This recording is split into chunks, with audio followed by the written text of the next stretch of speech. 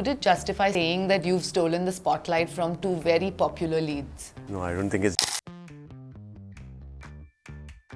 I did particularly enjoy your role in Phir Aayi Haseen Dilruba, and Thank I you. thought Abhimanyu was such a unique character. And firstly, do you agree that he was a great character? And why doesn't the Hindi cinema explore these great characters more often? I think right now we are experimenting a lot with grey. Also because that's who we are. We tend to be flexible in terms of our morals, in terms of our values with the people that we are, you know. So we can suspend our moralities for some, we can uphold it for others, and we are just kind of portraying that. Having said that, the degree to which we do it is very different, and also there is entertainment value to it. How did you see Abhimanyu when you were reading the script? What was your vision for him like? First, when I read the script, I obviously read it as an audience, so I was like immediately, okay, he is a dark character, you know. But when I started prepping for it and got into it, I realized that his darkness stems from lack of love. He just wants to be loved. That's it. And that's what his life has been about. He's not got parents' love. Nobody loved him. He was a loner, lonely guy. And he found this one, you know, that scene where on the boat, where he's talking to Raniji, or when at home he opens that cupboard and there is Dinesh Pandit books and all. So in my head, I was trying to impress her. In my head, I was like, see, we are so similar, you know. You killed somebody using a Dinesh Pandit book. I killed somebody using a Dinesh Pandit book. We both are fans. Toxic but lovable. Yeah, like we both are made for each other. You know, there's nobody else who can understand us. Only we can understand each other. So I played it like a scene where I'm trying to impress her. And it was beautiful because you had a straight, loving, very nonchalant face. Yeah. The music was such that it didn't provoke like the viewer to think that there is something heinous happening in his mind. Yeah. Because it wasn't. Because when the film starts and everything is going great, there's nothing heinous happening in his mind. He doesn't want to kill anybody on the road. He's just living his life. You know, he's going to his clinic. He wants to see Raniji and go to a cinema with her. That's it. That's all he wanted. This is very interesting take for me, that his mindset develops as the film moves forward. Yeah, because once he realizes that she's played a game on him and Rishu is still alive, and you know, it's just a way to escape things that she used him, is when he thought, okay, fine, then, you know, an eye for an eye. Now, you spoke about the prep for this role. Considering the first part of this film did so well, what was the pressure and the prep that you had to go through to get into this character and to play it? They all were really actually very helpful, and that was the reason why there was no pressure as well, you know, because Taapsee and Vikrant kind of understood that they know the world a lot more than anybody else, and Kanika as well, the writer. Our director was also new, Jaiprad Desai. He did not direct the first one. So I kind of... Would it justify saying that you've stolen the spotlight from two very popular leads? I don't see it like that. I have read reviews saying that. I'm grateful. But see, the thing is that everybody did their part, you know. I don't see it like I've stolen it from somebody. I just played what was given to me. I just played Abhimanyu. It just kind of clicked. Because also there was a surprise factor to it. You did not expect him to turn out this way. Heinous kind of a guy who's ready to kill and blow things up from being a very innocent looking boy. So I think a surprise factor always kind of tickles your brain and you go like, oh wow, really? So it kind of sticks, you know, that image sticks. I think that was also one of the reasons why Abhimanyu's character stuck out. But yeah, no, I have not stolen anything from anybody. We all played it together. Mom said something interesting. Mom was like, I was watching the film and I couldn't see Sunny. And I was like, yes, that's the greatest compliment you can get. You know, when your mother says that she couldn't see Sunny, then that was it for me. And then yeah, everybody just loved it. Yeah, my friends were like, just don't smile at us. you become creepy suddenly. Yeah, suddenly they're like, after watching the film, it's like my smile used to be very sweet to them. Yeah. But now it's suddenly turned creepy after watching the film. I see where they're coming from, especially with these specs and all. It's reminding me of Jeffrey Dahmer. Fine, I'll remove it.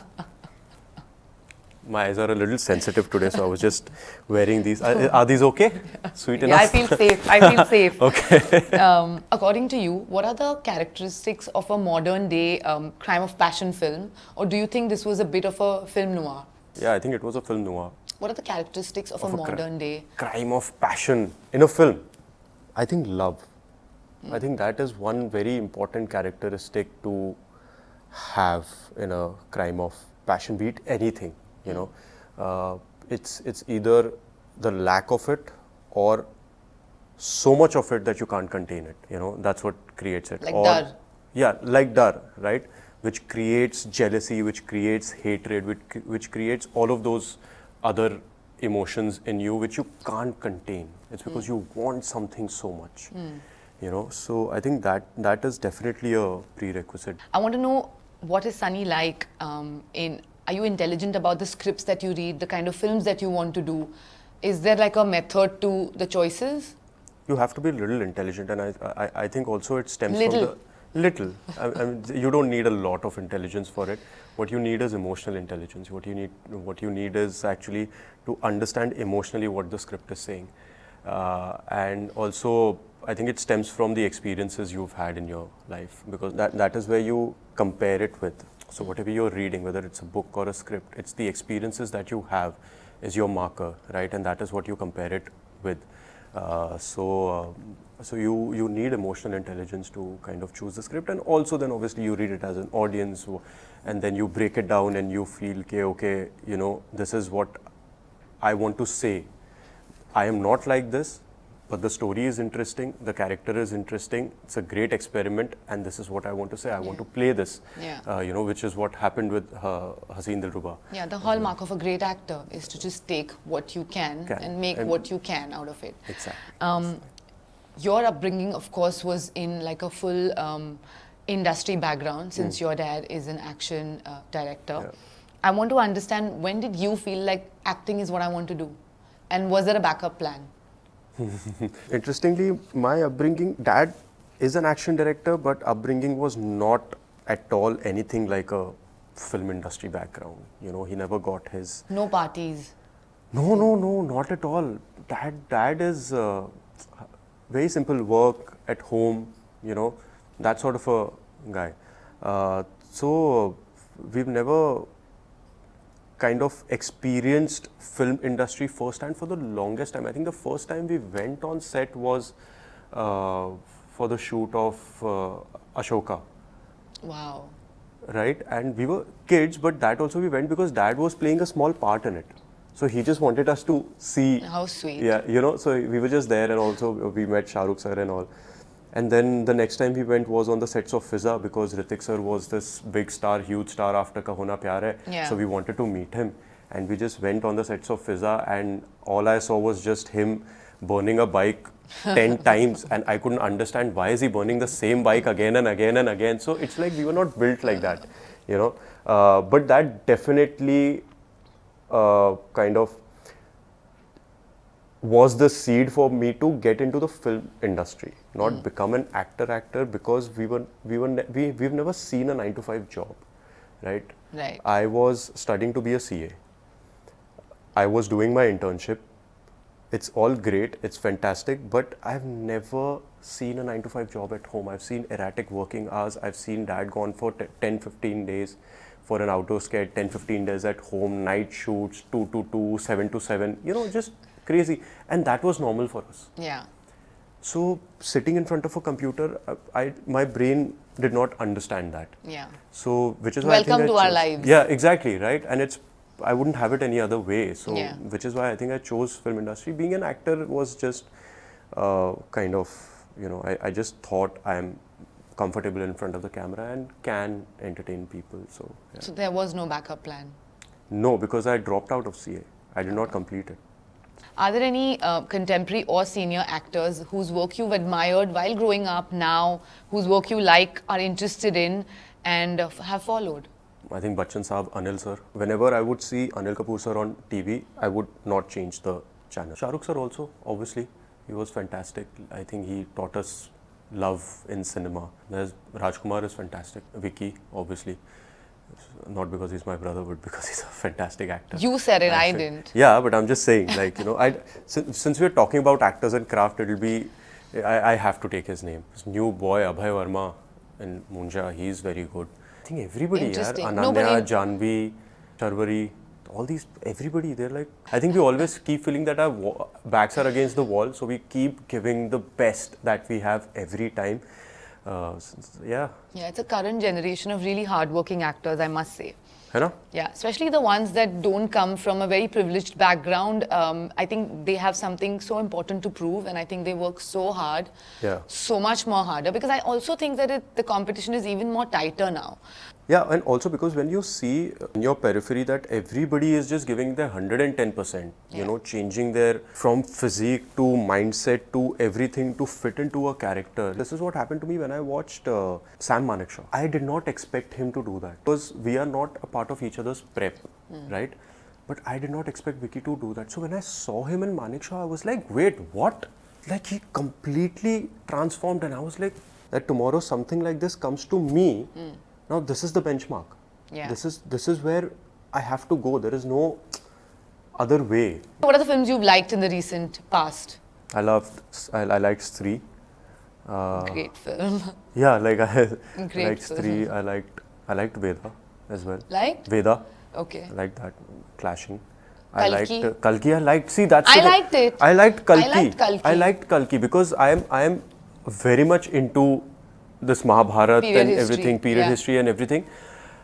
I loved how he incorporated all those things, you know, and with tech, with science. It's with great, and I've read a SFX. few bits and pieces of Kalki Puran, you know, like not read it, but yeah, I've gone through it and skimmed You through doom it. scrolled it.